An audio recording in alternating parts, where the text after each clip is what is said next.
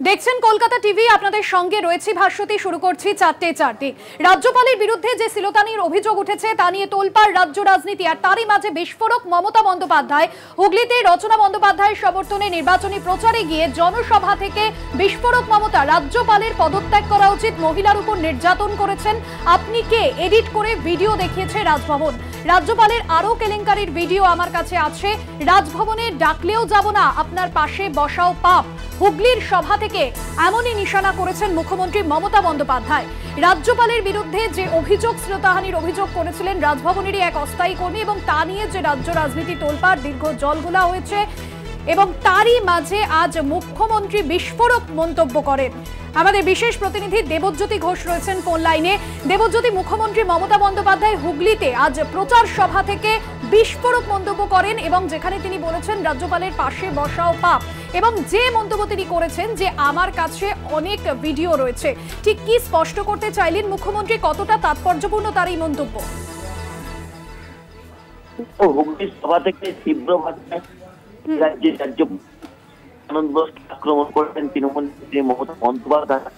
কিভাবে অস্থায়ী মহিলা কর্মীর সঙ্গে তিনি ব্যবহার করেছেন, আগেও তৃণমূল নেত্রী মমতা বন্দ্যোপাধ্যায় বলেছেন মাথা হেঁট হয়ে যায়, এবং তারপরে আজকের সভা থেকে আরো তীব্র ভাষায় আক্রমণ করেছেন যে আপনার পাশে বসা পর্যন্ত পাপ, আপনার সঙ্গে আর কোন রকম ভাবে আমি দেখা করতে চাই না, বা আপনার কোনো সহযোগিতার প্রয়োজন নেই।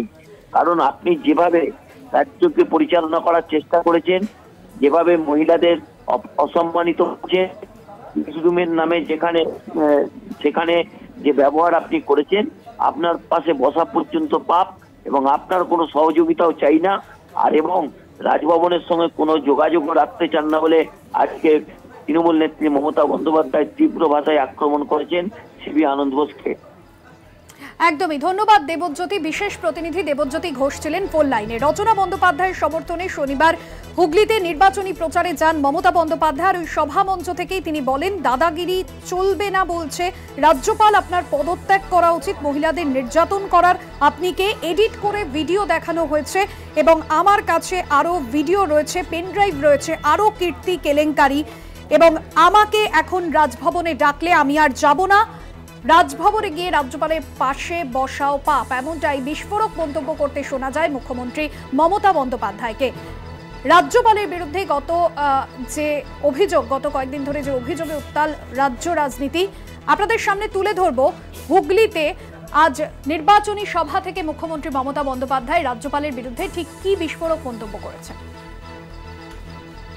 দিদিগিরি নেই চলেগা, আমি বলি ও তো সচ है, दादागिरी नहीं चलेगा, दीदीगिरी नहीं चलेगा, लेकिन राज्यपाल पहले आपको तो पदत्याग करना चाहिए। Who are you to torture the women? কালকে নাকি প্রেসকে ডেকেছিল আপনাদের, এডিট করে কিছু ভিডিও দেখিয়েছে, এখনো তো সব বেরোয়নি। আর একটা ভিডিও আমি পেলাম, পেন ড্রাইভ, আরও কীর্তি কেলেঙ্কারি, কীর্তির পর কীর্তি, কেলেঙ্কারির পর কেলেঙ্কারি। বাবারে, আমাকে এখন রাজভবনে ডাকলে আমি আর যাব না, রাজভবনে আমি আর যাচ্ছি না ভাই, আমাকে রাস্তায় ডাকলে যাব। রাজ্যপালের কথা বলতে হলে আমাকে রাস্তায় ডাকবেন, আমি রাস্তায় গিয়ে দেখা করে আসব। কিন্তু যা কীর্তি কেলেঙ্কারি শুনছি, আপনার পাশে বসাটাও পাপ।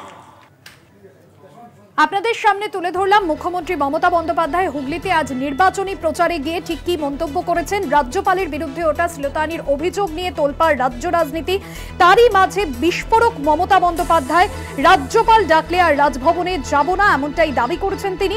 পাশাপাশি রাজ্যপাল সিবি আনন্দ বোসের পদত্যাগেরও দাবি করেছেন তিনি। অন্যদিকে রাজভবনের তরফে যে ভিডিও ফুটেজ সামনে আনা হয়েছিল তা নিয়েও মুখ্যমন্ত্রী বিস্ফোরক মন্তব্য করেছেন, যেখানে তিনি বলেছেন যে এই ভিডিও এডিট করা হয়েছে, আমার কাছে আরো ভিডিও রয়েছে, পেন ড্রাইভ রয়েছে, কেলেঙ্কারির পর কেলেঙ্কারি। এমনটাই মন্তব্য করতে শোনা যায় মুখ্যমন্ত্রী মমতা বন্দ্যোপাধ্যায়কে। পাশাপাশি তিনি বলেছেন মহিলাদের উপর নির্যাতন করেছেন আপনি, যে ভিডিও দেখানো হয়েছে রাজভবনের তরফে সেই ভিডিও এডিট করে দেখিয়েছেন রাজ্যপাল, এমনও মন্তব্য করতে শোনা যায় মুখ্যমন্ত্রী মমতা বন্দ্যোপাধ্যায়কে। আজ হুগলিতে রচনা বন্দ্যোপাধ্যায়ের সমর্থনে প্রচারে গিয়েছিলেন, আর সেখান থেকেই তিনি সরাসরি রাজ্যপালের বিরুদ্ধে তীব্র আক্রমণ শানিয়েছেন। পাশাপাশি রাজ্যপাল সিভি আনন্দ বোসের পদত্যাগের কথাও তিনি জানিয়েছেন, পদত্যাগের দাবি জানিয়েছেন মুখ্যমন্ত্রী। অন্যদিকে তিনি বলেছেন যে অভিযোগ উঠে এসেছে মহিলাদের ওপর নির্যাতন করা হয়েছে রাজভবনে, আমি আর ডাকলেও যাব না, রাজ্যপালের পাশে বসাও পাপ, এমনই বিস্ফোরক মন্তব্য করতে শোনা যায় আজ মুখ্যমন্ত্রী মমতা বন্দ্যোপাধ্যায়কে নির্বাচনী প্রচার সভা থেকে। গত কয়েকদিন ধরে রাজ্যপালের বিরুদ্ধে যে অভিযোগ সামনে এসেছে সেই অভিযোগের পরিপ্রেক্ষিতে উত্তাল রাজ্য রাজনীতি। ইতিমধ্যে রাজভবনের তরফে একটি ভিডিও ফুটেজ সামনে আনা হয়েছে। আপনারা জানেন যে সংবিধানের ধারা অনুযায়ী রাজ্যপালের বিরুদ্ধে কোনো রকম ফৌজদারি তদন্ত করতে পারবে না পুলিশ। সেই জায়গায় যখন লালবাজারের তরফে ভিডিও ফুটেজ চাওয়া হয়েছিল তখন কিন্তু রাজভবনের তরফে বিবৃতি জারি করে দেওয়া হয় এই ফুটেজ দেওয়া হবে এবং শুধুমাত্র প্রেসের সামনে এই ফুটেজ আনা হবে, মমতা বন্দ্যোপাধ্যায় ও তার পুলিশকে এই ফুটেজ দেখানো হবে না, এমনও কিন্তু রাজভবনের তরফে বিবৃতি দিয়ে জানিয়েছিলেন রাজ্যপাল।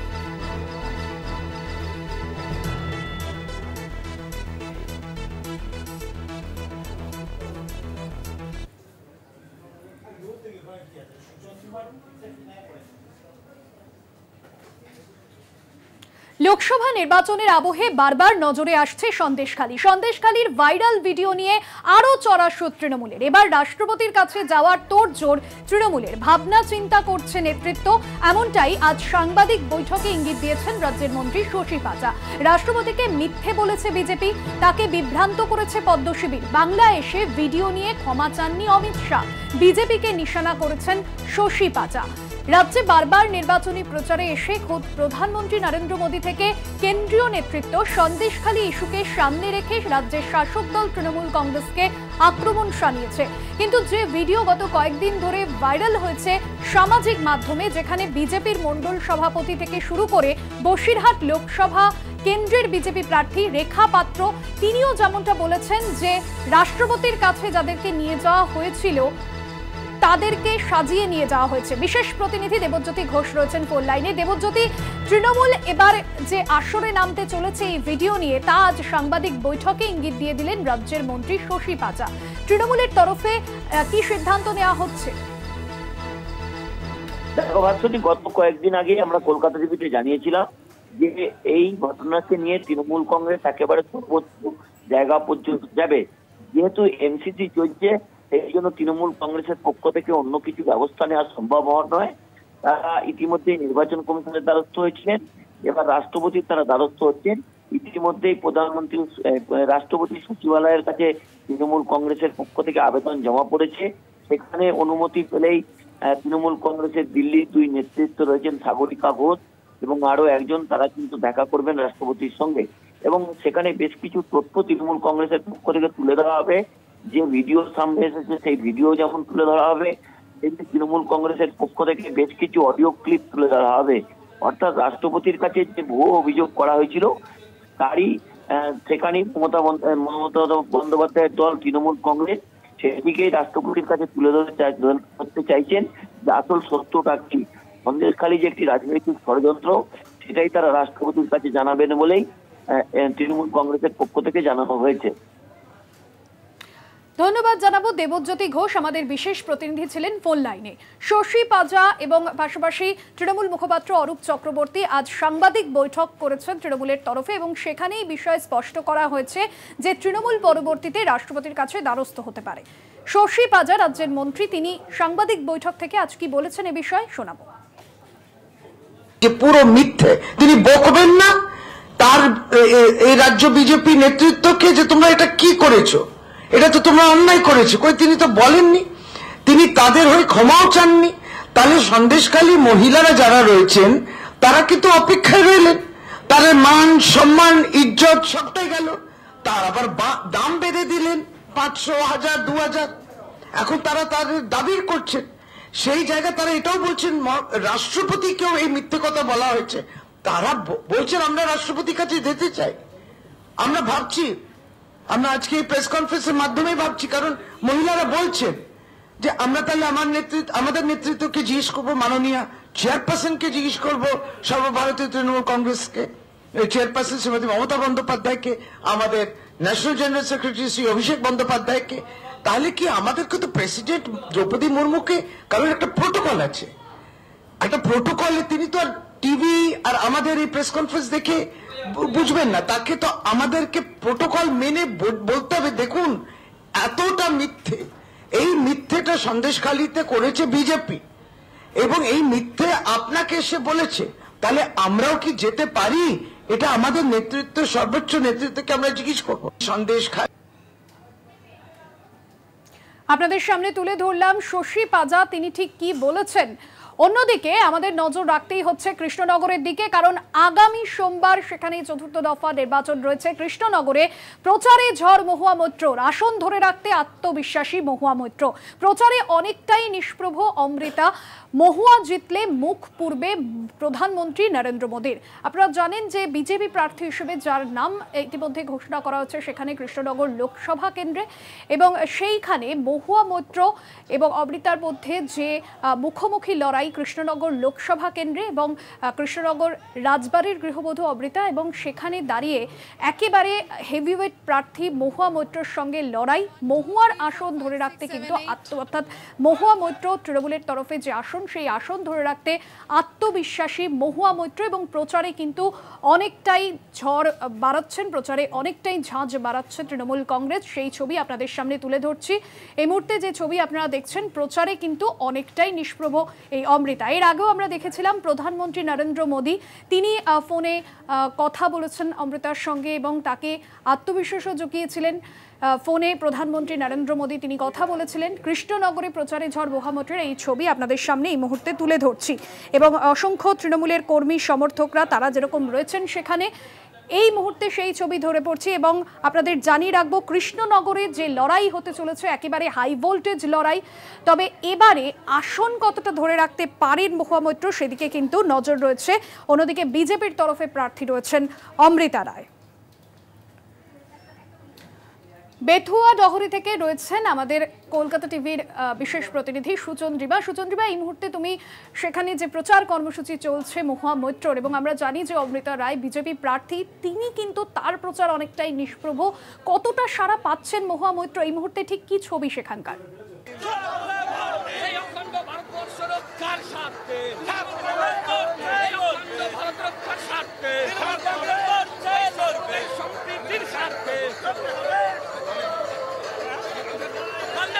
সুচন্দ্রিমা, শোনা যাচ্ছে?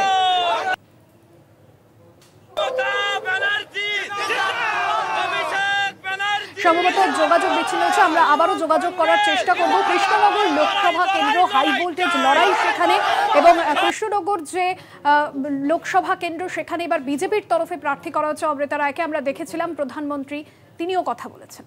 ডহরিতে মহুয়া মৈত্র তৃণমূল কংগ্রেসের প্রার্থী, এই আসনে এর আগেও জিতেছেন 2019 সালের লোকসভা নির্বাচনে, যাকে দল আবারও ভরসা করেছে এই কেন্দ্রে প্রার্থী করিয়ে। আজকে শেষ বেলার প্রচারে মহুয়া মৈত্র বেথুয়া ডহরিতে র্যালি করছেন, এবং এই র্যালিতে জনসাধারণের ভিড়। রাজ্য সরকারের বিভিন্ন উন্নয়নমূলক প্রকল্পের ট্যাবলো সাজানো হয়েছে। তরুণ সমাজ, যা মূলত তৃণমূল কংগ্রেস সরকারের থেকে যারা উদ্বুদ্ধ, যারা আজকে এই অঞ্চলে বিশেষত যেখানে বিজেপির সঙ্গে একটা দ্বিমুখী লড়াইয়ের কেন্দ্র, সেই কৃষ্ণনগরে এবারে তৃণমূল কংগ্রেস জয়ের ব্যাপারে আশাবাদী, কিন্তু কত আসনে তা এগিয়ে থাকবে সে বিষয়ে প্রার্থী নিজেও কিন্তু বলছেন না। কিন্তু সমর্থকদের উচ্ছ্বাস, 1 থেকে 1.5 লাখ ভোটে এগিয়ে, এবং শুধু এগিয়ে নয়, জয়যুক্ত হবেন মহুয়া মৈত্র তৃণমূল কংগ্রেসের প্রার্থী। কারণ এখানে বিজেপি যাকে প্রার্থী করেছে, কৃষ্ণনগরের রাজপরিবারের সদস্যা রানীমা অমৃতা রায়, যার বিষয়ে কথা বলতে গিয়ে তৃণমূল কংগ্রেসের সমর্থকদের এটাই মত যে যারা মির্জাফরদের সঙ্গ দিয়েছিল, বাংলার ইতিহাসের যাদের নামটা সেইভাবেই জানা যায়, তাদেরকে কিন্তু বাংলার মানুষ, বিশেষত নদিয়ার মানুষ বিশ্বাস করবে না। তাই উন্নয়নমূলক কাজ এখানে যা সাংসদ মহুয়া মৈত্র করেছেন বিগত সময়, এবারেও তিনি এই আসন থেকে জয়যুক্ত হতে পারেন বলেই কর্মী সমর্থকদের আশা ভরসা তাকে ঘিরে। শেষ বেলার প্রচার কৃষ্ণনগরের বেথুয়া ডহরিতে আমরা রয়েছি এখন।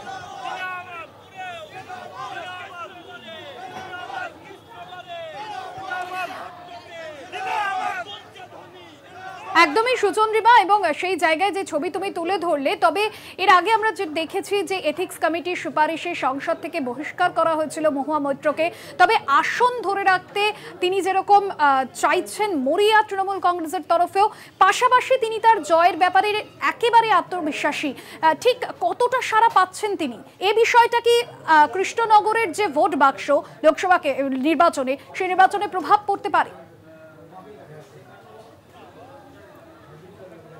একদমই, দেখো আমি যেটা বললাম, তিনি যেমন জয়ের বিষয়ে আশাবাদী, তার সমর্থকরা যারা এসেছেন এখানে তার সঙ্গে প্রচার করতে, তারা কিন্তু এটাই বলছেন যে বাংলার উন্নয়নে মমতা বন্দ্যোপাধ্যায় সরকারের সেই প্রকল্পগুলো প্রত্যেকটার কিন্তু অংশ রয়েছে। এবং যেহেতু এটা দেশের নির্বাচন, লোকসভা নির্বাচন, অর্থাৎ আমরা মহুয়া মৈত্রকে সংসদে, তুমি যে উল্লেখ করলে এথিক্স কমিটির বারণ সত্ত্বেও যেভাবে তার প্রতি একটা রোষ নেমে আসা, তার সাংসদ পদ কেড়ে নেওয়ার চেষ্টা এবং একটা সর্বোচ্চ পর্যায়ে তাকে একটা শাস্তির কাঠগড়ায় দাঁড় করানোর যে চেষ্টা করা হয়েছিল, তৃণমূল কংগ্রেসের কর্মী সমর্থকরা কিন্তু তাকে একটা চ্যালেঞ্জ হিসেবে দেখেছেন। এবং সেই সময়ের পর থেকে এখনো পর্যন্ত নিজের সংসদীয় এলাকায় ভোটের জন্য যেভাবে প্রচার করেছেন, এবং মহুয়া মৈত্রকে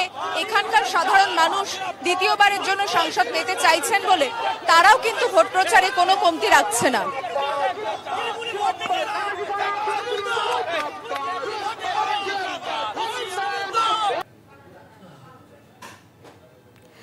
একেবারে যে ছবি তুমি তুলে ধরলে, এবং মহুয়া মৈত্র তিনি তার প্রচারে যেরকম এই মুহূর্তে ঝড় দেখা যাচ্ছে, তবে অমৃতা রায় তিনি কিন্তু এবার কৃষ্ণনগর লোকসভা কেন্দ্রের বিজেপি প্রার্থী, কতটা সাড়া পাচ্ছেন তিনি?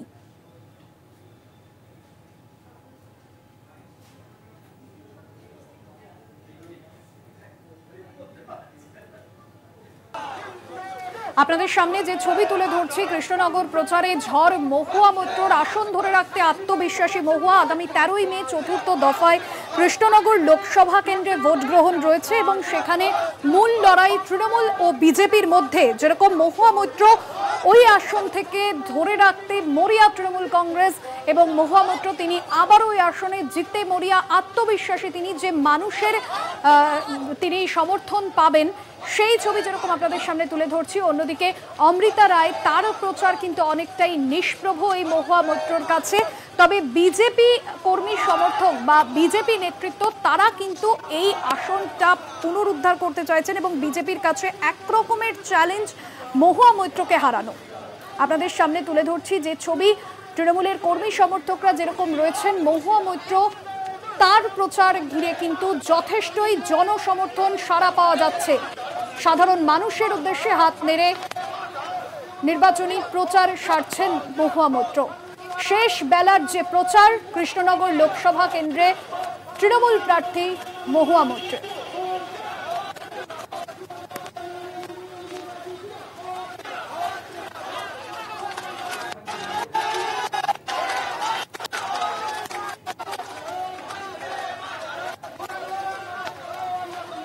আগামী 13ই মে চতুর্থ দফায় কৃষ্ণনগর লোকসভা কেন্দ্রে ভোট গ্রহণ, এবং সেখানে মূল লড়াই তৃণমূল ও বিজেপির মধ্যে।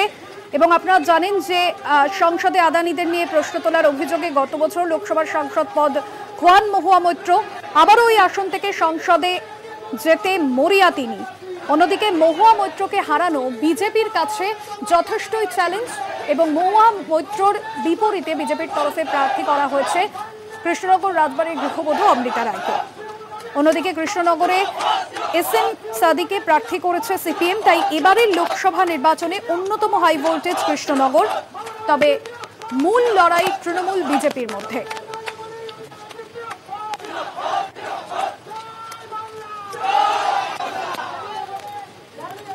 কৃষ্ণনগর লোকসভা কেন্দ্রে শেষ বেলার প্রচার, আর শেষ বেলার প্রচারে ঝড় তৃণমূল কংগ্রেস প্রার্থী মহুয়া মৈত্রর।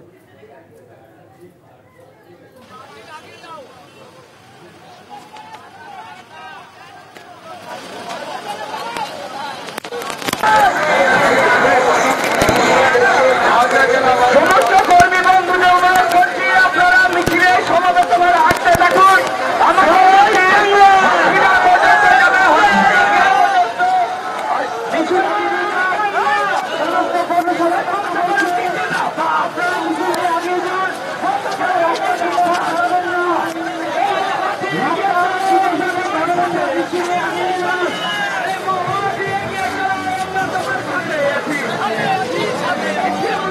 আপনাদের সামনে তুলে ধরছি 2019-এর লোকসভা নির্বাচনের নিরিখে মহুয়া মৈত্র 63,000-এর বেশি ভোটে তার প্রতিদ্বন্দ্বী প্রার্থীকে পরাজিত করেছিলেন এবং 63,218 ভোটে জিতেছিলেন 2019-এর লোকসভা নির্বাচনে মহুয়া মৈত্র। এবং আমরা দেখেছিলাম নির্বাচনে জেতার পরবর্তী সময় সংসদের ভিতরে বা বাইরে তিনি বারবার প্রতিবাদ করেছেন, সরব হয়েছেন। প্রধানমন্ত্রী নরেন্দ্র মোদীর বিরুদ্ধেও তাকে বহুবার সরব হতে দেখা গিয়েছে, যদিও তার বিরুদ্ধে যে একাধিক অভিযোগ সামনে এসেছিল এবং সংসদে প্রশ্ন করার অভিযোগ উঠেছিল টাকার বিনিময়ে এবং লোকসভার এথিক্স কমিটির সুপারিশে তাকে বহিষ্কার করা হয়েছিল। তবে এই আসন পুনরুদ্ধারে এবং এই আসন ধরে রাখতে যেরকম আত্মবিশ্বাসী মহুয়া মৈত্র, অন্যদিকে মহুয়া মৈত্রকে হারানো চ্যালেঞ্জ বিজেপির কাছে।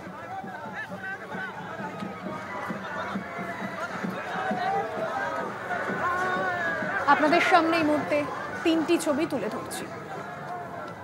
একদিকে প্রচারে অমৃতা রায়, কৃষ্ণনগর লোকসভা কেন্দ্রের বিজেপি প্রার্থী, যদিও তার প্রচারে যতটা না সাড়া মিলেছে মহুয়া মৈত্রর যে প্রচার, সেই প্রচার ঘিরে জনসমর্থন দেখা গিয়েছে। অন্যদিকে বর্ধমানে অভিষেক বন্দ্যোপাধ্যায়ের রোড শো, দেখছেন সেই ছবি। অভিষেক বন্দ্যোপাধ্যায় তিনি রোড শো করছেন। তিনটি ছবি আপনাদের সামনে তুলে ধরছি। একদিকে প্রচারে অমৃতা রায়, কৃষ্ণনগর লোকসভা কেন্দ্রের বিজেপি প্রার্থী, অন্যদিকে বর্ধমানে অভিষেক বন্দ্যোপাধ্যায়ের রোড শো, অন্যদিকে মহুয়া মৈত্রর প্রচার।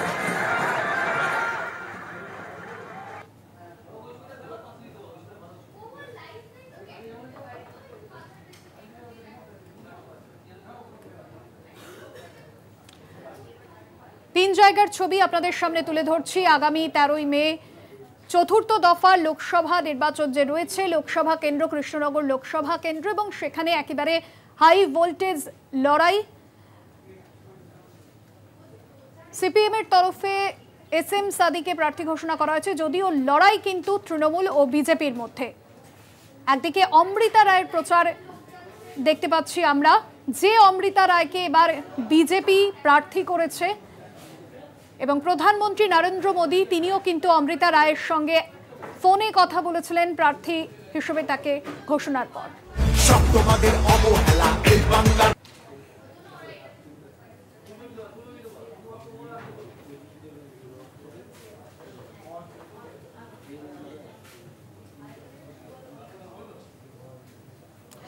সুচন্দ্রিমা, এই মুহূর্তে তুমি রয়েছো মহুয়া মৈত্রর প্রচারে, কতটা সাড়া পাচ্ছ, কতটা গ্রহণযোগ্যতা মিলছে, এবং পাশাপাশি যে ছবি আমরা দেখছি অমৃতা রায়ের। Hello hello hello hello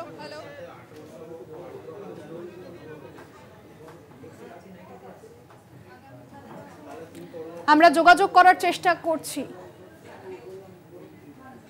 vote গ্রহণ যার শেষ বেলার প্রচারে তৃণমূল কংগ্রেস প্রার্থী মহুয়া মৈত্র তিনি প্রচারে এসেছেন।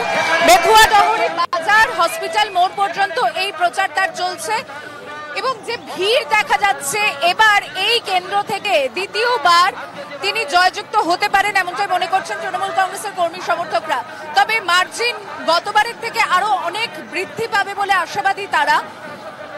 আমরা জানি তৃণমূল কংগ্রেসের যে ফায়ার ব্র্যান্ড হিসেবে মহুয়া মৈত্রের নাম, আমরা সংসদে তার বক্তব্য দেখেছি, তার বিরুদ্ধে যে প্রতিবাদ কেন্দ্রের মোদীর সরকারের, সেটা তার সাংসদ পদ কেড়ে নেওয়ার চেষ্টা, গোটা বিষয়কেই কিন্তু এবারে লোকসভা নির্বাচনের আগে চ্যালেঞ্জ হিসেবে নিয়েছিলেন তিনি এই প্রচার পর্ব থেকে জয়ের বিষয় শুধু আশাবাদী নয়, তিনি বলতে চাইছেন যে বাংলা বিরোধীদের তো বিসর্জন দেবেই, দেশে শাসক যারা এখন রয়েছে সেই স্বৈরাচারী শাসকের পতন হবে।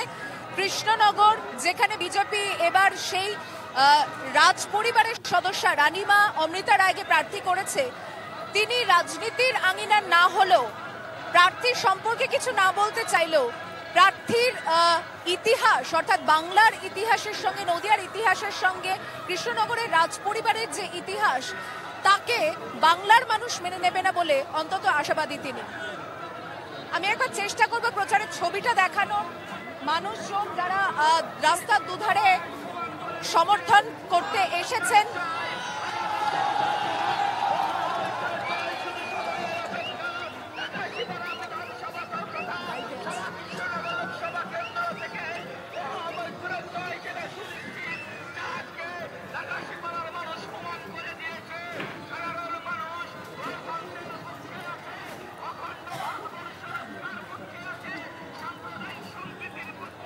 একদমই যে ছবি আমাদের সামনে তুলে ধরলেন আমাদের প্রতিনিধি সুচন্দ্রিমা, এবং সুচন্দ্রিমা তুমি আমাদের সঙ্গে থাকো। যে ছবি আপনাদের সামনে তুলে ধরছি, তিনটি ছবি, একদিকে প্রচারে অমৃতা রায়, অন্যদিকে বর্ধমানে অভিষেক, অন্যদিকে বেথুয়া ডহরিতে প্রচারে মহুয়া মৈত্র।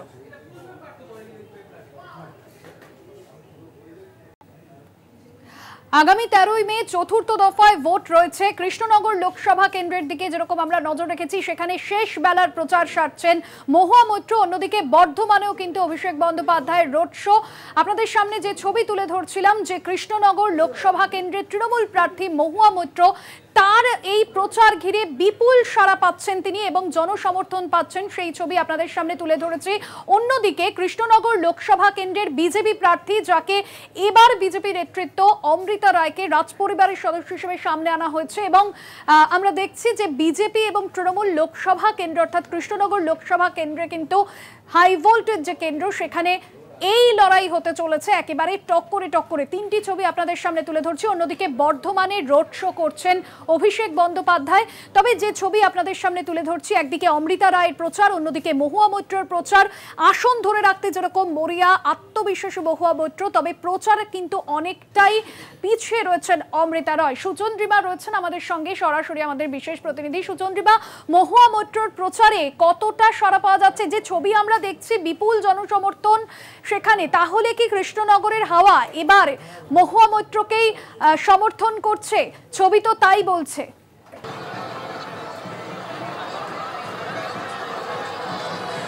দেখো, একদা বিজেপির হাতে থাকা এই আসন তাপস পালের হাত ধরে তৃণমূল কংগ্রেস ক্ষমতায় আসার পর আমরা দেখেছি যে তৃণমূল কংগ্রেসের একটা প্রভাব কিন্তু এই নদিয়া জেলার মধ্যে কতটা বিস্তৃত হয়েছে। এবং এখানে মহুয়া মৈত্র 2019 সালে যখন সাংসদ হিসাবে তিনি নির্বাচিত হন, তারপর থেকে তৃণমূল কংগ্রেসে সাংসদ হিসাবে সংসদে তার ভূমিকা এবং বিশেষত মোদী সরকারকে কড়াড়া জবাব যে ইস্যুগুলোতে তিনি দিয়েছেন, তার শাস্তি স্বরূপ তার সাংসদ পদ কেড়ে নেওয়ার চেষ্টারও সেই পরিণতিও আমরা দেখতে পেয়েছি। এখানে এবারের এই নির্বাচনে তিনি যথেষ্ট আশাবাদী। যে মানুষরা তাকে গতবার নির্বাচিত করেছিলেন, তারা আরো বেশি মাত্রায় অর্থাৎ ভোট মার্জিন আরো বেশি হয়ে এবারে তিনি জয়যুক্ত হবেন। কারণ মোদী সরকারের বিরুদ্ধে আওয়াজ তোলা যারাই সেই প্রতিবাদের দেখিয়েছে, তাদেরই প্রতিবাদী কণ্ঠকে দমানোর চেষ্টা করা হয়েছে, যার মধ্যে মহুয়া মৈত্র সেই এমন ব্যক্তি যিনি কৃষ্ণনগর এই আসনে দ্বিতীয়বার দল তার উপর ভরসা রেখেছে এবং সেই জেলার মধ্যে যেখানে রাজপরিবারকে ব্রিটিশদের সাহায্যকারী হিসেবে অর্থাৎ বাংলা বিরোধী হিসেবে বাংলার ইতিহাসে যাদের নাম রয়েছে, তৃণমূল কংগ্রেস অন্তত সেই প্রচারকেই হাওয়া দিচ্ছে যে এখান থেকে রাজপরিবারের কোনো সদস্য নয় যারা ব্রিটিশদের সাহায্য করেছিল, বরং তৃণমূল কংগ্রেসের প্রার্থী মহুয়া মৈত্র তিনি দ্বিতীয়বার এই আসন থেকে জয়যুক্ত হতে পারবেন। যেখানে মূলত লড়াই বিজেপির সঙ্গে, সেখানে কিন্তু অনেকটাই আত্মবিশ্বাসী তৃণমূলের কর্মী সমর্থকদের এই ভিড়টা অন্তত তার প্রমাণ দিচ্ছে। কৃষ্ণনগর লোকসভা কেন্দ্রে চতুর্থ দফায় ভোট সোমবার দিন, তার আগে শেষ বেলার প্রচার চলছে এখানে এবং জনসাধারণের মধ্যে উচ্ছ্বাস রয়েছে। তারা বাংলা বিরোধীদের বাংলা থেকে হটানোর জন্য আওয়াজ তুলছেন। তারা মমতা বন্দ্যোপাধ্যায়ের সরকারের উন্নয়নমূলক প্রকল্পের সাথে থাকার জন্য মানুষকে পাশে চাইছেন। অন্তত এই কথাগুলো বলে কিন্তু প্রচার পর্ব সারছেন মহুয়া মৈত্র। একদমই ধন্যবাদ জানাবো। সুচন্দ্রিমা ছিলেন সরাসরি বেথুয়া ডহরি থেকে আমাদের বিশেষ প্রতিনিধি, এবং যে ছবি আপনাদের সামনে তুলে ধরলো আমাদের প্রতিনিধি সুচন্দ্রিমা, এবং যেখানে দেখা যাচ্ছে যে মহুয়া মৈত্রর যে প্রচার, শেষ বেলার প্রচার, সেই প্রচারে কিন্তু বিপুল সাড়া পাওয়া যাচ্ছে। সেই ছবি আপনাদের সামনে তুলে ধরলাম, পাশাপাশি অমৃতা রায়ের প্রচার, সেই ছবিও আপনাদের সামনে তুলে ধরলাম।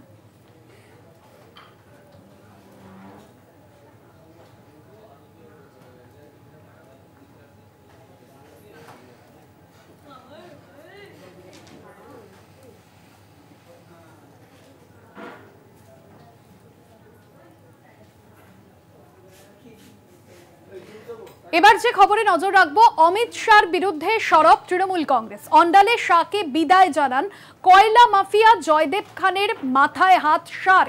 কয়লা পাচারে মদত দিচ্ছেন স্বরাষ্ট্রমন্ত্রী, শাহকে নিশানা জোড়াফুল শিবিরের। শুক্রবার বঙ্গে ভোটের প্রচারে আসেন অমিত শাহ এবং সেখানে অন্ডাল বিমানবন্দরে তাকে বিদায় জানাতে যান 16 জন বিজেপি নেতা, এবং যার মধ্যে এই জয়দেব খানের নাম সামনে আসে এবং যাকে তৃণমূল কংগ্রেসের তরফে কয়লা মাফিয়া বলে অভিযোগ করা হয়, এবং তার হাত থেকে বিদায় নিচ্ছেন অমিত শাহ। সেই ছবিকে সরাসরি পোস্ট করেছেন তৃণমূল কংগ্রেসের তরফে, সোশ্যাল মিডিয়ায় পোস্ট তৃণমূল মুখপাত্র অরূপ চক্রবর্তী এ বিষয়ে সাংবাদিক বৈঠক করে ঠিকই বলেছেন, শোনাব। কেন্দ্রীয় স্বরাষ্ট্রমন্ত্রী Amit Shah departure at Andal airport, সেখানে সরাসরি বিজেপি তার নেতা হিসেবে জয়দেব খানের নাম ঘোষণা করেছে। আমরা জানি কয়লা সিআইএসএফ এর তার নিয়ন্ত্রণাধীন। সিআইএসএফ এর মাথার উপর যিনি মন্ত্রী, তার নাম দেশের গৃহমন্ত্রী স্বরাষ্ট্রমন্ত্রী অমিত শাহ।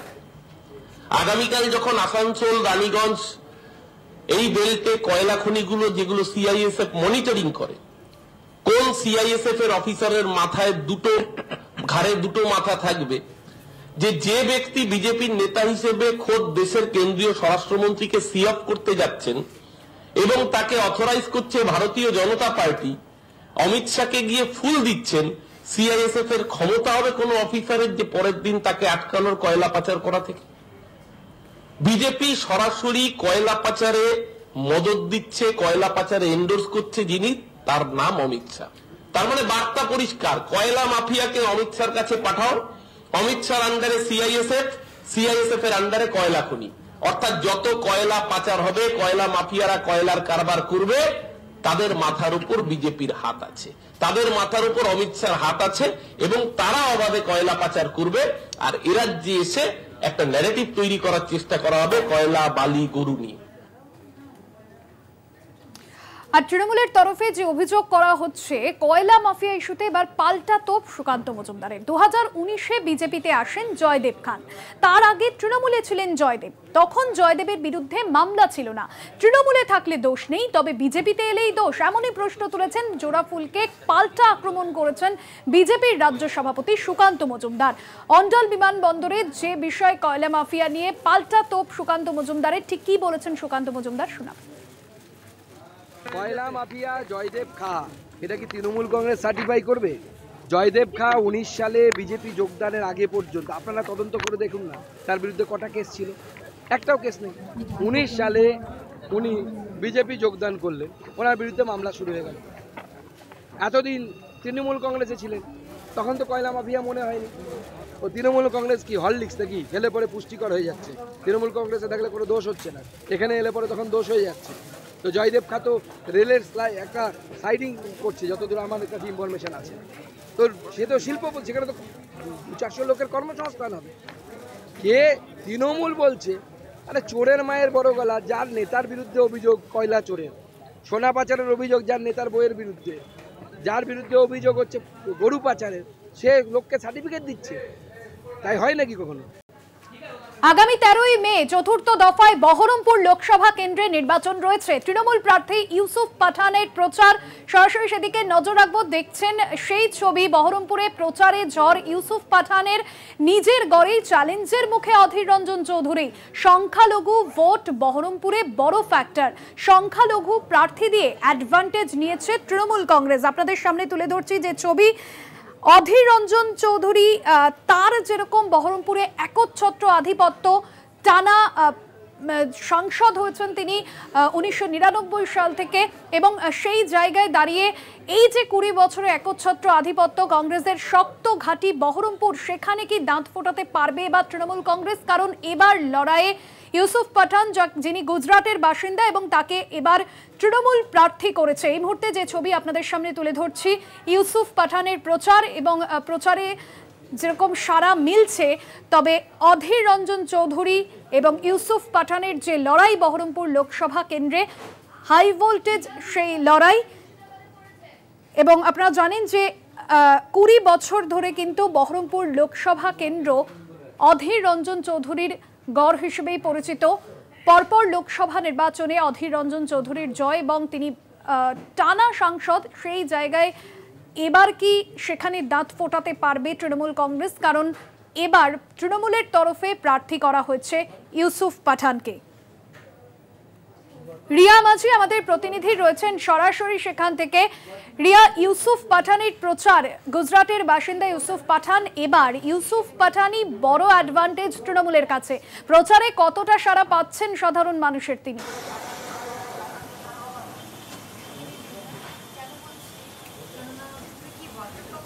দেখো, তোমাকে প্রথমেই বলে রাখি যে আমি এই মুহূর্তে ডিসিআরসির অফিসের সামনে দাঁড়িয়ে রয়েছি, এবং নওদা যে অন্যতম বিধানসভা কেন্দ্র নওদা, সেখানেই কিন্তু ইতিমধ্যেই প্রচার করছে, একদম শেষ বেলার প্রচার। কারণ আমরা জানি যে পরশুদিনকে ভোট, এবং সেই কারণের জন্য 48 ঘন্টা আগে তাদের প্রচার শেষ করতে হবে। এবং নওদা বিধানসভা কেন্দ্র রয়েছে, সেখানে ইতিমধ্যেই প্রচার সারছেন তৃণমূল কংগ্রেসের। এবং তুমি যেমনটা বলছো যে ইউসুফ পাঠান তিনি কেমনটা সাড়া পাচ্ছেন, দেখো আমাদের চোখে যেমনটা পড়লো যে ইউসুফ এবারে যখন তাকে প্রার্থী ঘোষণা করা হয় অভিষেক বন্দ্যোপাধ্যায় পরে, তখন কিন্তু ইউসুফ পাঠানকে নিয়ে তারপরেই যে রব উঠেছিল যে তিনি একজন বাইরের বাসিন্দা, তিনি কি করে এই বহরমপুরকে বুঝবেন বা জানবেন, এবং সেই নিয়ে কিন্তু একটা মিথ বলা চলে বা একটা রব উঠেছিল এই বহরমপুরে। কিন্তু তারপরে যেটা দেখা যাচ্ছে যে তৃণমূল কংগ্রেসের এই প্রার্থী তিনি কিন্তু আস্তে আস্তে তার যে প্রচার, সেই প্রচার কিন্তু জনসংযোগ বা প্রচার সেটা কিন্তু তার বাড়িয়ে এবং যথেষ্ট মানুষের কাছে পৌঁছে গিয়েছেন তিনি দাবি করেছেন। এবং অন্যদিকে যে অপোনেন্ট তার প্রার্থী রয়েছে, এবং স্ট্রং প্রার্থী অধীর রঞ্জন চৌধুরী, যিনি কিনা দীর্ঘদিনের টানা এমপি রয়েছে এই বহরমপুর। একদমই রিয়া, যে ছবি তুমি তুলে ধরলে যে ইউসুফ পাঠানের যে প্রচার, এবং আমরা জানি যে 2019-এর যে লোকসভা নির্বাচন, সেখানে কিন্তু বেশ কম মার্জিনেই জয়লাভ করেছিলেন অধীর রঞ্জন চৌধুরী। অন্যদিকে যে ফ্যাক্টর বহরমপুর লোকসভার কেন্দ্রে কাজ করছে তা হলো সংখ্যালঘু ভোট, আর এই সংখ্যালঘু প্রার্থীকেই কিন্তু ভোটে দাঁড় করিয়ে পাল্টা অ্যাডভান্টেজ নিয়েছে তৃণমূল কংগ্রেস।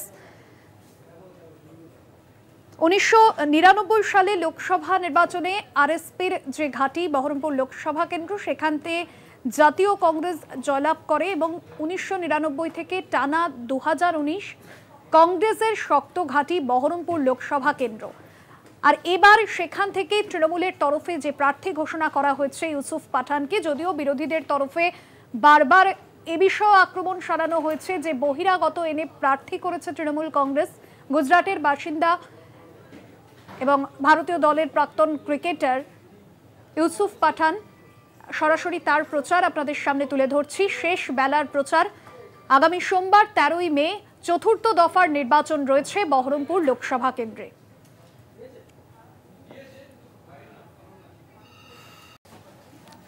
গতকালই জামিনে মুক্তি পেয়েছেন দিল্লির মুখ্যমন্ত্রী অরবিন্দ কেজরিওয়াল। আর জামিনে মুক্তির পরেই বিজেপিকে তোপ অরবিন্দ কেজরিওয়ালের।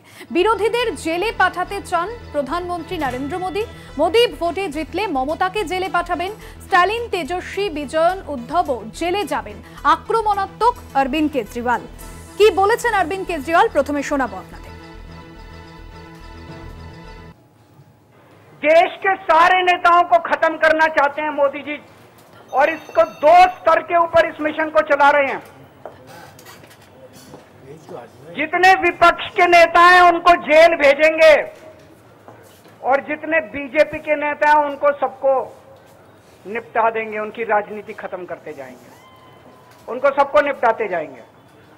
विपक्ष के अंदर आज इन्होंने मनीष सिसोदिया को जेल भेज दिया, संजय सिंह को जेल भेज दिया, सत्येंद्र जैन को जेल भेज दिया, केजरीवाल को जेल भेज दिया, हेमंत सोरेन को जेल भेज दिया, ममता दीदी के कई मंत्रियों को जेल भेज दिया, स्टालिन के कई मंत्रियों को जेल भेज दिया। केरला के सीएम के पीछे पड़े हैं। अगर ये चुनाव जीत गए, मेरे से लिखवा लो एफिडेविट के ऊपर, थोड़े दिन के बाद ममता दीदी जेल में होंगी, तेजस्वी यादव जेल में होगा, स्टालिन साहब जेल के अंदर होंगे, पिनरई विजयन जेल के अंदर होंगे, उद्धव ठाकरे जेल के अंदर होंगे, जितने विपक्ष के नेता ये सारे जेल के अंदर होंगे। শুক্রবারই দেশের শীর্ষ আদালত অরবিন্দ কেজরিওয়ালকে অন্তর্বর্তী জামিন দিয়েছে এবং শেষ দফায় যে নির্বাচন রয়েছে আগামী 1 জুন, ভোটের দিন পর্যন্ত জেলের বাইরে থাকবেন তিনি। তবে 2 জুন তিহার জেল কর্তৃপক্ষের কাছে তাকে আত্মসমর্পণ করতে হবে। আর জেল থেকে বেরিয়ে আক্রমণাত্মক অরবিন্দ কেজরিওয়াল। এই নিয়ে বিস্তারিত জানবো। আমার সঙ্গে রয়েছেন আমাদের পলিটিক্যাল এডিটর আশিস চট্টোপাধ্যায়। আশিস দা, এর আগেও আপের তরফে বারবার অভিযোগ করা হয়েছে যে রাজনৈতিক উদ্দেশ্য প্রণোদিতভাবেই আপ নেতা অরবিন্দ কেজরিওয়ালকে গ্রেফতার করা হতে পারে, এবং সেই জায়গায় অরবিন্দ কেজরিওয়াল তিনি আজ জেল থেকে গতকালই তিনি মুক্তি পাওয়ার পর জামিনে সরাসরি বিজেপিকে তোপ দেখেছেন। কতটা তাৎপর্যপূর্ণ বিষয়? দেখুন, অরবিন্দ কেজরিওয়াল আবার নির্বাচনের সভা করছেন এবং তিনি তার প্রতিপক্ষদের আক্রমণ করছেন রাজনৈতিকভাবে। এটা দেখে একটা স্বস্তি লাগছে, কেবল আমাদের নয়, সাংবাদিক কুলের নয়, সারা ভারতের গণতন্ত্র প্রেমী মানুষের পক্ষেই। কেননা ঠিক নির্বাচনের আগে, নির্বাচন ঘোষণার সময়ে একটি রাজ্যের মুখ্যমন্ত্রী, যে মুখ্যমন্ত্রীর দল 2টি রাজ্যে রাজ্য সরকার চালাচ্ছে, তাকে এভাবে গ্রেপ্তার করে জেলের ভেতরে পচানো, এবং যে সময় গোটা ভারতের ভাগ্য নির্ধারিত হচ্ছে রাজনৈতিক ক্ষেত্রে, সেই সময় তার কোনো কথা, তার বক্তব্য, তার অবস্থান, তার রাজনীতি মানুষকে তিনি জানাতে পারবেন না, এটা খুবই একটা অন্যায় হচ্ছিল বলে অনেকেই মনে করে। অবশেষে অবশ্য সুপ্রিম কোর্ট একটি অন্তর্বর্তীকালীন জামিন দেওয়াতে তিনি মুখ্যমন্ত্রীর কাজ পুরোদমে করতে পারবেন না। কিছু সিলেক্টেড ফাইলে তিনি সই করতে পারবেন, অন্য ফাইলে পারবেন না, কিন্তু রাজনৈতিক সাংগঠনিক কাজ পুরোটাই তিনি করতে পারবেন। এরকমই রায় দেওয়ার ফলে আজকে দেখা গেল অরবিন্দ কেজরিওয়াল আবার স্বমহিমায় রাজনৈতিক ক্ষেত্রে অবতীর্ণ। তিনি আজকে যে কথা বলেছেন তাতে তার 2টো দিক রয়েছে। একটি দিক হচ্ছে তিনি যেটা বলতে চাইছেন যে মোদি যদি আবার ক্ষমতায় আসে কোনো বিরোধী পক্ষ রাখবে না, অর্থাৎ তিনি নাম করে করে বলেছেন, এ রাজ্যের মুখ্যমন্ত্রী মমতা বন্দ্যোপাধ্যায়ের নাম সহ বিশিষ্ট বিরোধী রাজনীতিকদের নাম করে বলেছেন যে তাদের প্রত্যেককে জেলে পোড়া হবে। অরবিন্দ কেজরিওয়ালের আরেকটি কথাও অত্যন্ত গুরুত্বপূর্ণ। তিনি বলেছেন কেবল বিরোধী রাজনীতিকদেরই নয়, বিজেপির নেতাদেরও প্রকৃতপক্ষে মানে একেবারে কোনো গুরুত্বহীন করে দেওয়া হবে। এই কথাটা খুবই গুরুত্বপূর্ণ, কারণ ইতিমধ্যেই আমরা দেখেছি বিজেপি বলতে মোদি, মোদি বলতে বিজেপি, বা প্রায় ভারত বলতে মোদি, মোদি বলতে ভারত, এইরকম একটা জায়গায় প্রচারকে নিয়ে গিয়েছেন নরেন্দ্র মোদি এবং তার দল। সুতরাং মোদির দলেরও অন্য নেতাদের ভবিষ্যৎ যে অন্ধকার, এই কথাটি স্মরণ করিয়ে দিয়ে কেজরিওয়াল কিন্তু অত্যন্ত গুরুত্বপূর্ণ একটি দিক নির্দেশ করেছেন। হ্যাঁ, ধন্যবাদ জানাবো আপনাকে আশিস দা। আমাদের পলিটিক্যাল এডিটর আশিস চট্টোপাধ্যায় ছিলেন আমাদের সঙ্গে।